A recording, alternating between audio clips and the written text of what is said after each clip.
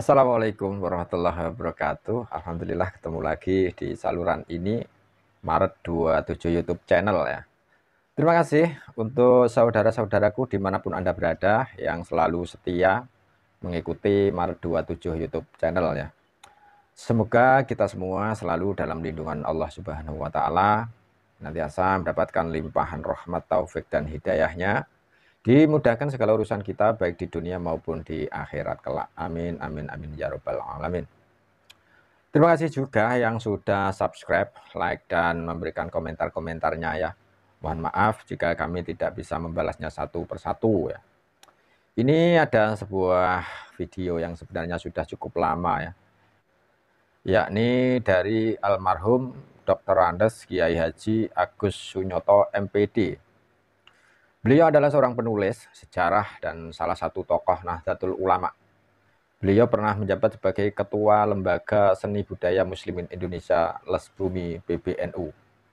Dan salah satu karya fenomenalnya adalah buku Atlas Wali Songo yang mengisahkan penyebaran agama Islam di Nusantara yang tokoh-tokohnya nyata atau tidak sekedar dongeng. Dan luar biasanya buku tersebut telah dinobatkan sebagai buku non-fiksi terbaik pada tahun 2014.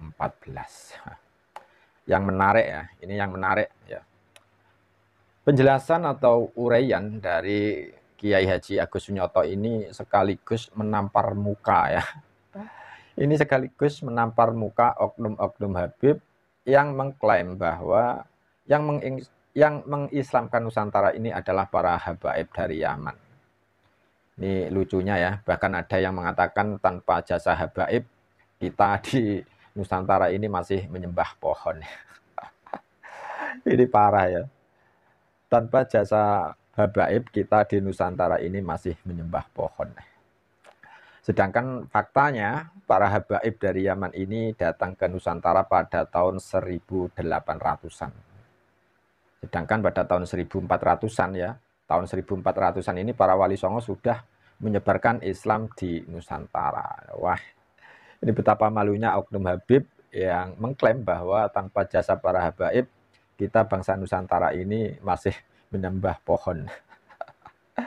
Oke, sebelum kita simak videonya, kita bacakan dulu komentar-komentar dari saudara-saudaraku pada video yang kita unggah kemarin ya. Yang judulnya semakin jelas Habib bukan pembawa Islam di Nusantara. Komentar yang pertama, ya ini dari saudaraku Gagego VR4ZC. Gerombolan Ba'alawi imigran Yaman ingin menguasai Indonesia dengan berbagai peran.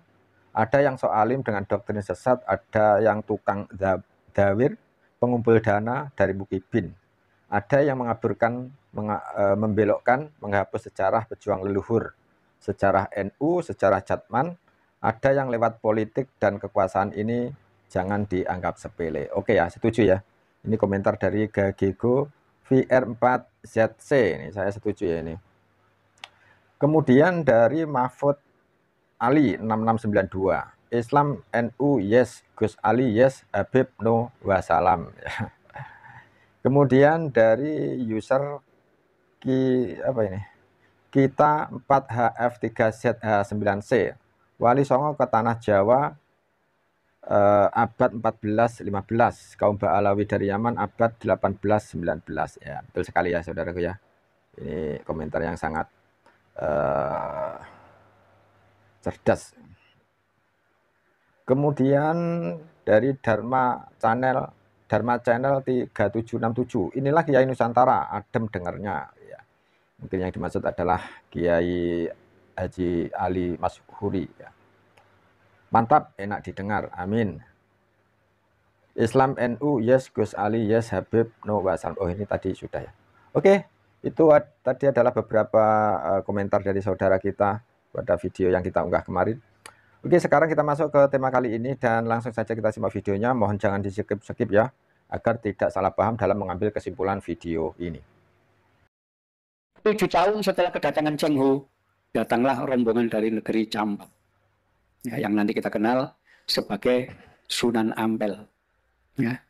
Beliau dengan ayahnya datang ke Tuban, dan ayahnya rupanya meninggal karena sakit di Tuban dan dimakamkan di Tuban, di Palang, Desa Gisik, ya, Gisik Harjo.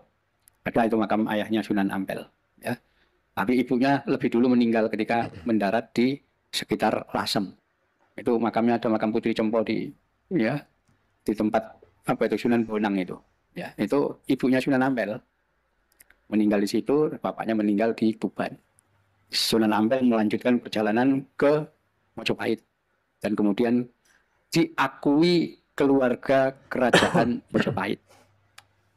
Ya, artinya tidak lagi dianggap orang asing. Ya, bagaimana Mojopahit bisa mengakui orang dari negeri Campa ini sebagai keluarga kerajaan? Ya, padahal tidak boleh menurut aturan. Orang asing tetap orang asing. Bagaimana Sunan Ampel bisa diakui keluarga? Kenapa? Beliau menunjukkan satu bukti, ya, bahwa beliau adalah keturunan Ratu Tapasi dari Singosari. Ya, jadi ini banyak yang tidak diketahui orang. Ya, sejarah Wali Songo ini. Ketika Prabu Kertanegara menggalang kekuatan untuk mempersatukan Nusantara, ya, beliau mengirim Pamalayu menaklukkan Sumatera dan semua semenanjung Malaya. Kemudian beliau menggabungkan Kerajaan Campa sebagai bagian program Nusantara. Kerajaan Campa itu letaknya di Vietnam Selatan dan Kamboja. Ya, di situ Prabu Kertanegara mengawinkan adik kandungnya namanya Ratu Tapasi dengan Raja Campa Jaya Simawarman ketiga. Ya, adiknya Kertanegara, artinya putri dari Singosari. Inilah beliau yang punya keturunan dua orang, ya, Adirasa dan Adiraja. Yang Adiraja pulang ke Mojopahit, ya, yang Adirasa tinggal di situ. Adirasa inilah yang nanti akan menjadi kakek buyutnya Sunan Ampel. Ya, jadi dari neneknya Sunan Ampel itu punya darah Singosari. Ya, karena itu ketika datang membawa bukti-bukti kita keturunan Singosari, buktinya ini. Langsung diakui di Mojopahit, ya benar. Itulah kemudian kakak tertuanya Sunan Ampel, Raden Ali Murtado, itu diangkat sebagai Raja Pandita di Gresik. Ya, Raja Pandita itu Menteri Agama merangkap hakim tinggi untuk agama Islam. Kalau untuk agama Hindu namanya Dharma Diaksa Kasaiwan, untuk agama Buddha Dharma Diaksa Kasogatan. Untuk agama Karsian dan agama lokal itu Menteri Herhaji. Nah, baru diangkatlah untuk umat Islam Raja Pandita. Sunan Ampel sendiri diangkat menjadi imam di Surabaya. Dan kemudian dikawinkan dengan cucunya Raja Surabaya Muslim Aryo Lembusuro. Ya, namanya Nyai Ageng Manilo. Itu nanti akan menurunkan Sunan Bonang dan seterusnya. Itu ada catatan. Ya, disitulah para sunan ini menduduki jabatan sebagai golongan Brahmana. Orang-orang suci, ya, yang tidak memiliki kekayaan duniawi, ya. Jadi saya waktu nyusun buku Atlas Wali Songo itu sempat saya cari di mana sebetulnya rumahnya para wali. Ternyata nggak punya rumah. Jadi beliau tinggalnya di masjid seperti Kanjeng Nabi itu. Jadi tidak punya rumah pribadi, itu nggak ada para wali itu. Ya. Oh, makanya beliau menjadi golongan Brahmana paling tinggi. Orang yang punya kewenangan untuk mengajarkan agama. Ya, disitulah Islam berkembang begitu cepat karena diajarkan oleh para Brahmana, yaitu para sunan. Itu bahasa Jawa, bahasa Kawi susuhunan itu artinya guru suci.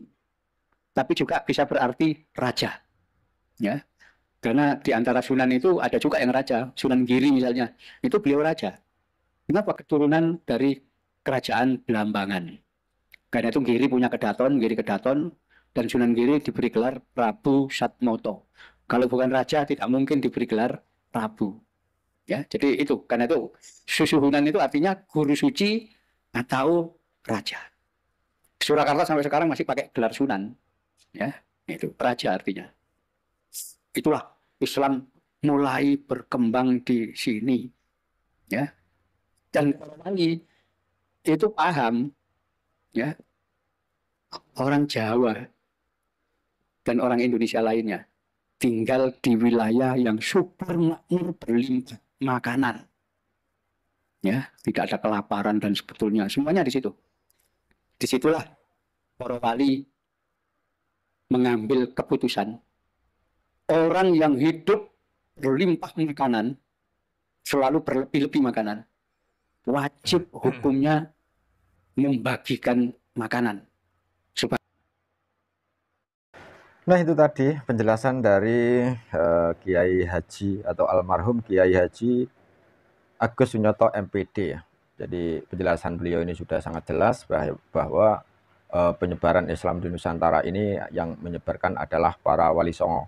Jadi sebelum para habaib atau pendatang imigran dari Yaman ini datang ke Nusantara ini, yaitu abad 1800-an ya, ini para wali songo ini sudah menyebarkan Islam pada abad 1400-an. Oke, sekian dari saya. Akhirul kalam. Wassalamualaikum warahmatullahi wabarakatuh.